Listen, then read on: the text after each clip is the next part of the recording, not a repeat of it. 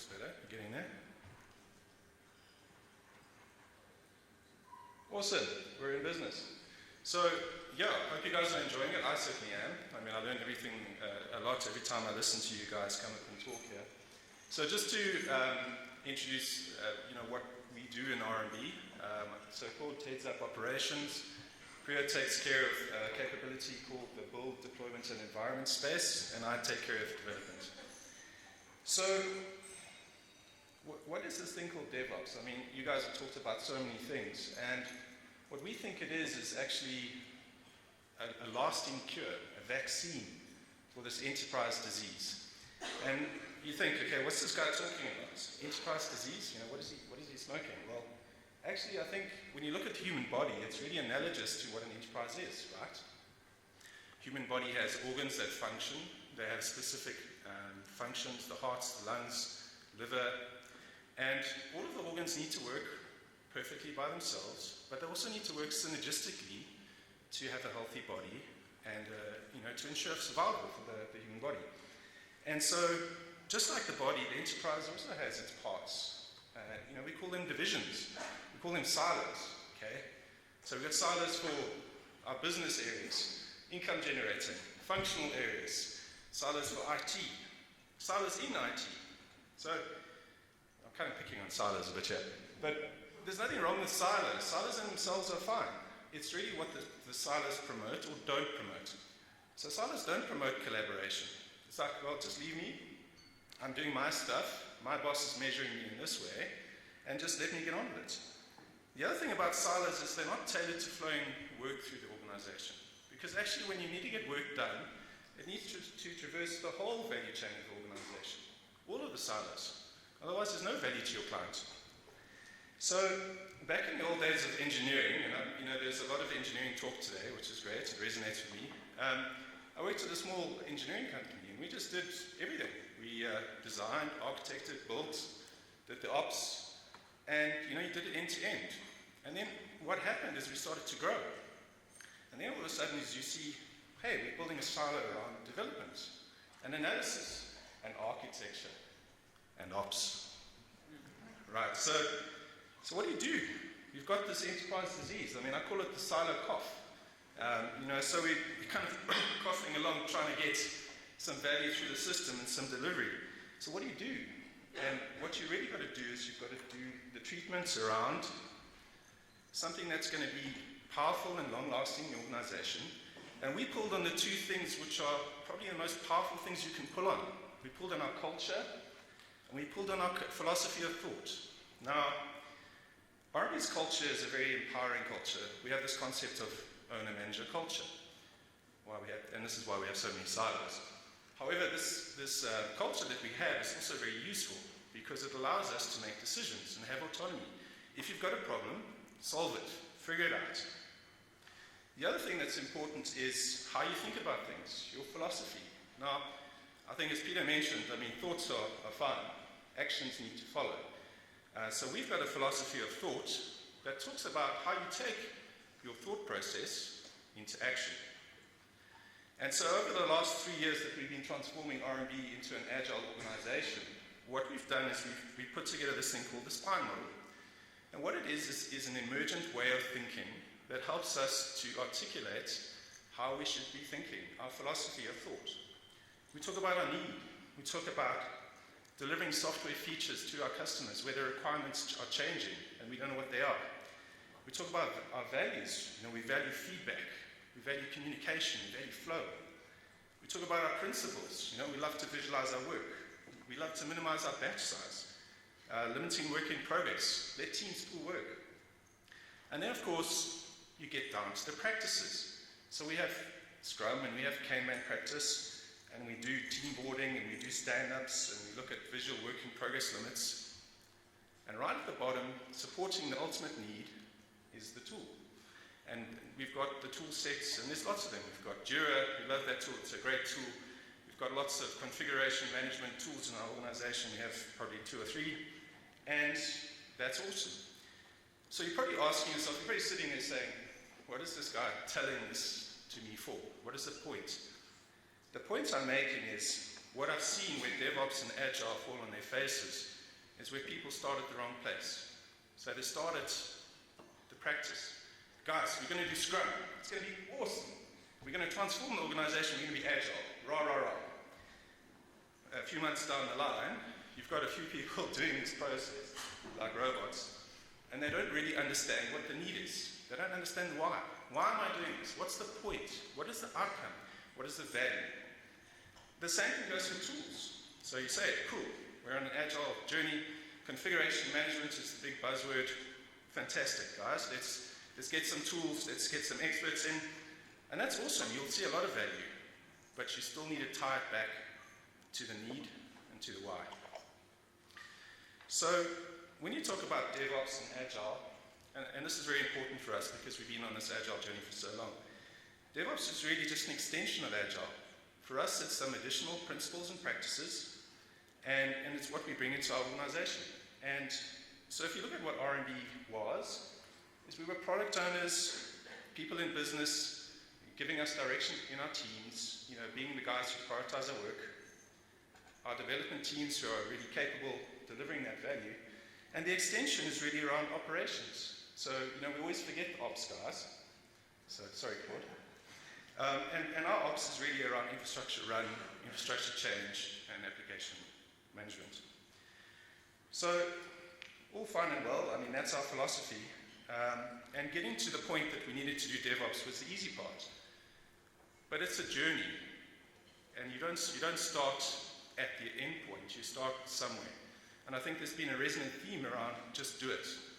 And so what we did is we recognized where we were in the journey, and we recognized around how we could cycle to DevOps. So Priya will tell us a bit more about that. I think you guys look a little left out.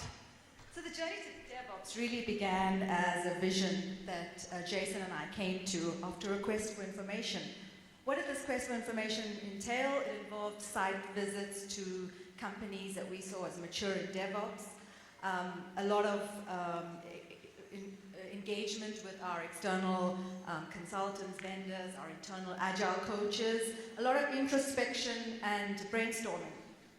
And what we had at the time was different teams on their own agile journey. That is a cycle in itself, and it continues. So we started with Agile, the basics, the values, the principles, and the practices. From there, we were in a position to build on continuous integration, rapid, early warning systems so that we're finding problems earlier.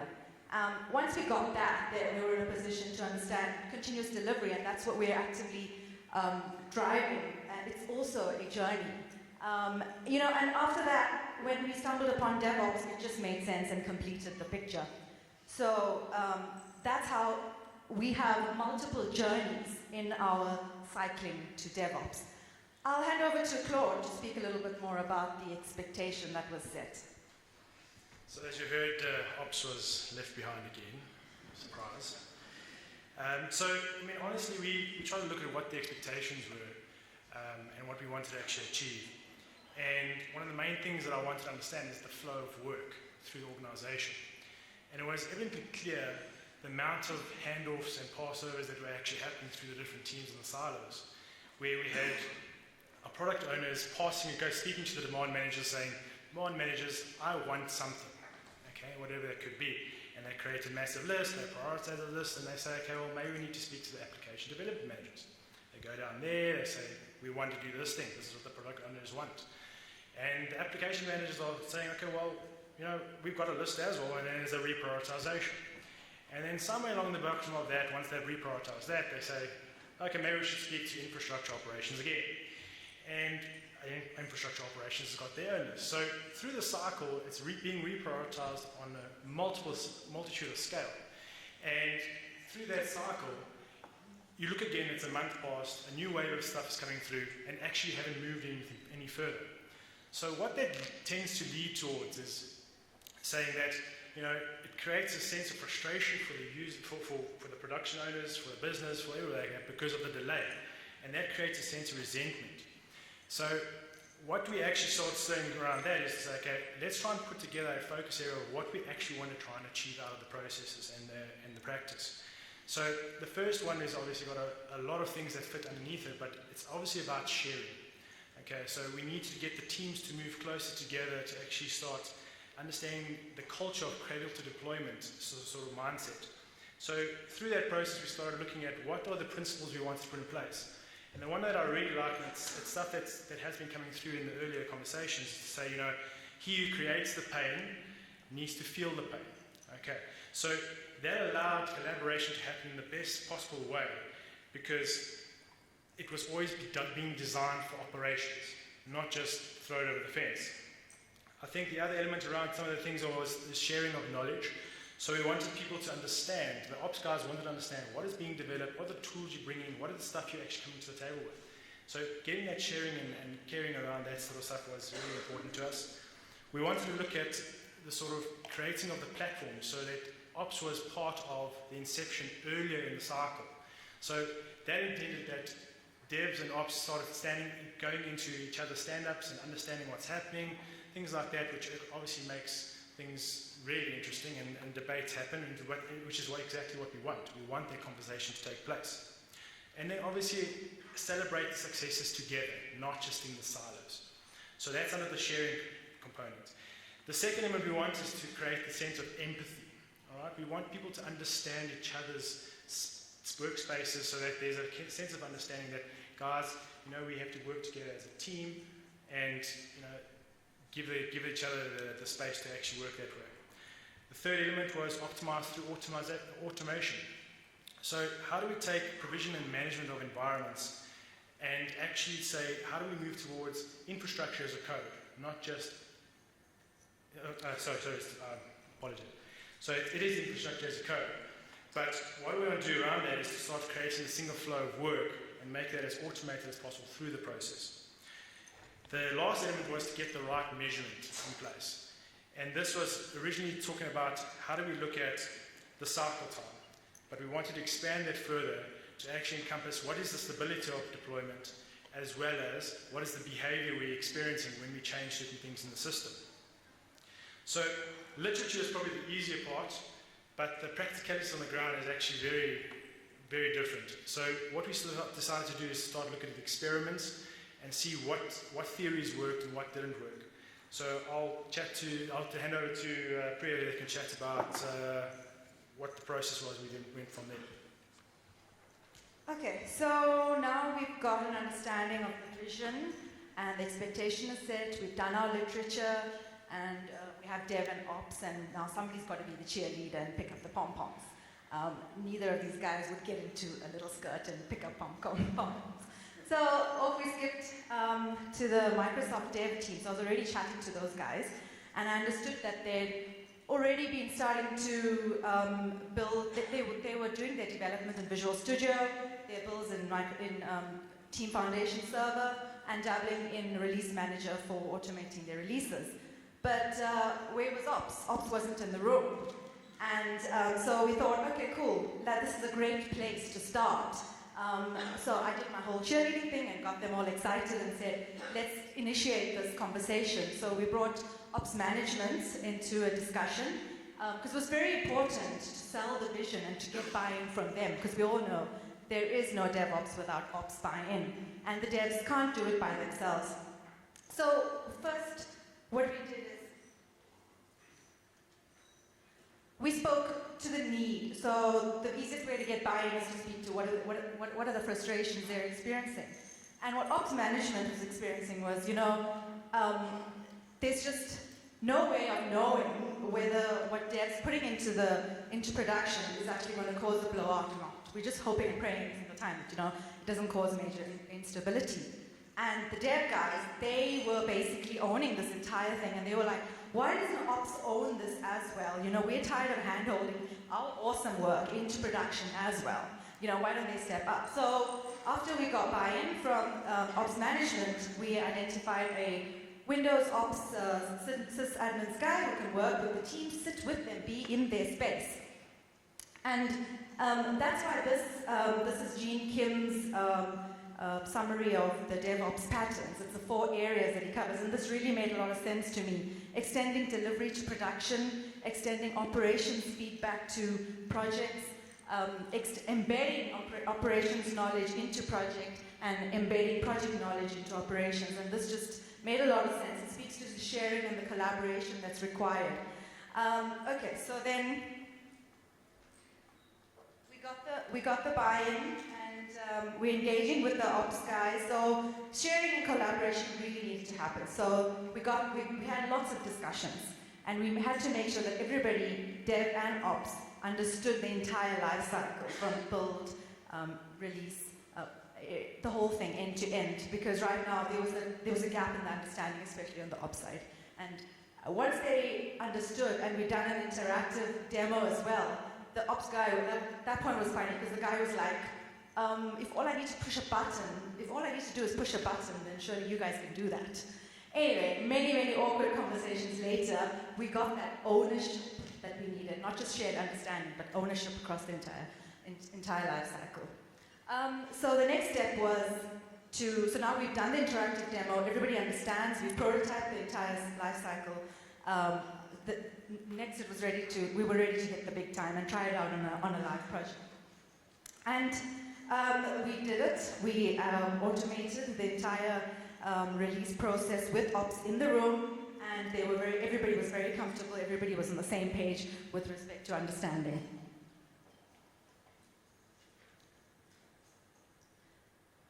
So a lot of effort goes into this up front, especially the sharing and collaboration, and basically breaking the wall between dev and ops.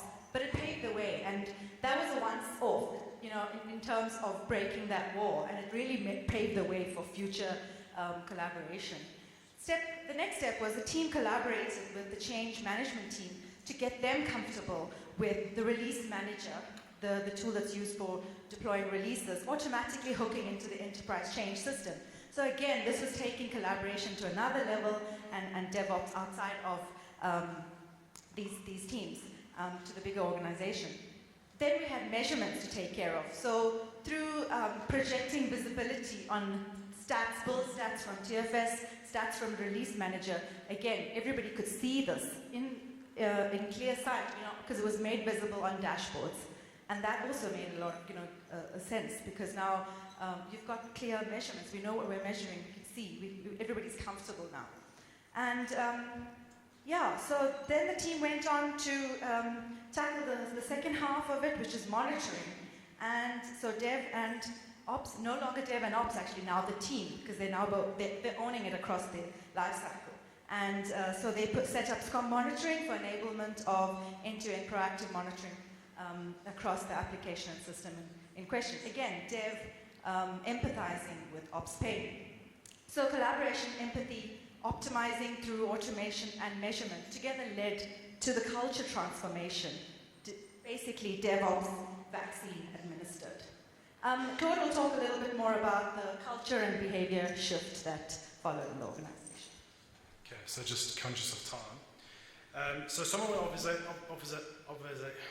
observations and retrospectives that we took out of the process was, in the positive side of things, we looked at them, we said there's a renewed enthusiasm by the teams between dev and ops.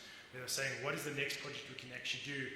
Because they obviously saw the value in how we can work collectively to get things through the system. The other element was obviously seeing a collective behavior of ownership taking place, because there was a collective ownership between deployment right from cradle to grave. The other thing around it, what we've picked up was that because you've got a collective of people in a room, the sort of innovation and ideas of how we could do things better became so much easier. And I think that was one of the most powerful things that came out of it. So the areas of retrospective we took out of it was obviously get the buy-in across the different pieces of work. Obviously coming from a place of distrust, the operations guys don't trust the developers. That was obviously a bit of a mind shift that we had to change. I think the other element around that thing was to actually create that safe to fail zone for a lot of the people, because that is definitely not what generally happens in the operations space. You need to get things right done the first time.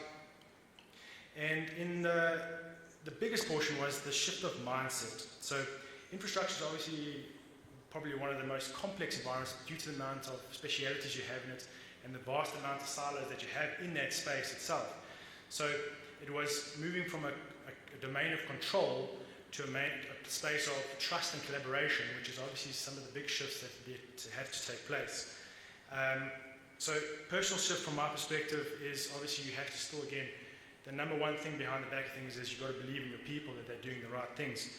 And something that resonates very close to me is to say, I'd rather have the best people and the worst technology in the world, because with the best people I can make technology better, but the other way around it doesn't work. Okay, so how does the body heal from the sickness that we've created? I think the body in all rights, given the right time, will actually heal itself. But in the industry we are in, time is the one thing that we don't have, and we need to move fast. So DevOps being the vaccine to help us move forward to the next wave of collaborative IT is that the body being said it needs a bit of help. So you've got to give it some nutrients, some food, and that can be prioritizing the right work, focusing on the right things, which gives people direction and they feel proud around that. Adding water, which is your management and communication structures. Allow things to flow the way it needs to. Add exercise, which is obviously collaboration practices being redone over and over again to get better and faster at things. And then obviously making sure you've got healthy organs, which is obviously your people. Make sure you have great people. So in conclusion, the body in all its glory has many silos of expertise, which cannot necessarily function without the other. So if one function fails, the body fails. So this in itself is an emergent approach to Agile, and we all have a part to play to achieve a healthy body, but we need to operate as one. And that's how we close out. So, thank you.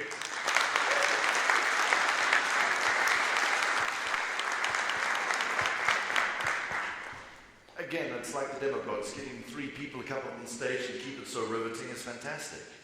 So I've just looked at Twitter and I came across quite an interesting little joke. Hashtag Chuck Norris touches running systems, hashtag DevOps. So consider yourselves all a bunch of Chuck Norrises when you're bugging around here. So guys, a couple of things I've picked up. I mean, it's great to see you when you're starting to run with this. I think we all hit the excitement. You find the early adopters who want to embrace what you're doing, and then you do hit that kind of trough of depression. It's called reality. A reality. That's actually a very good point, and I like the way you guys are addressing that. One of the things I did pick up was he who creates the pain feels the pain. It feels like my marriage to my wife, but That's not our principles in our spine model. So guys, I'm going to tuck into some questions for you. By the way guys, don't get lazy. Here's your opportunity, lighter, vote at it, get the questions you want to float up. Here's your chance to ask people without being singled out, especially if you own a Toyota. So let's pick up some of these questions. Nicole, okay, so how do we influence our education institutions from school level to cultivate this way of working to help our South African children thrive in the future? Actually, on that note, do we have anybody from universities and from the education world? I know we sent out quite a few invites. Fantastic, with some guys there. That is awesome. So do you guys want to just share your views? I think the best way to teach is to show, right? And if you can bring people into the organization, young kids, show them what you're doing, because what's in a textbook and what reality is very different. So if you can show them, what the world of work can be, and some of the things that are relevant and how we're thinking and working, I think that can be really powerful. Fantastic. Next question. How does RMB assess the true needs to start the journey to enable the spine model? I think you kind of answered that, but you want to reiterate? Sure. I mean, our needs are simple. I mean, it's really around getting our product to our customers as quickly as possible. Ultimately, we want to reduce our cycle time. We want to flow work through the organization. That's the ultimate need, and that makes us nimble and quick. So I'm going to pick the last one because I also passionately believe in trust. And I guess, how do you build that trust? Because if the organization is not used to getting stuff that's delivered, how do you embrace leadership with different teams to say, trust me, I'm actually going to help you? I mean, how do you tackle that? That's a difficult one. Trust's not a right, it's earned. And trust is built through consistency of behavior. And actually, it's a simple thing in IT. Deliver well, deliver repeatedly, deliver predictably, and the trust will be there. And like what's been said a lot here already, celebrate failure. So if you create an environment where it's okay to fail, then trust will naturally form. Okay, totally agree. That's fantastic. So, guys, rockstar applause for the RMB trio.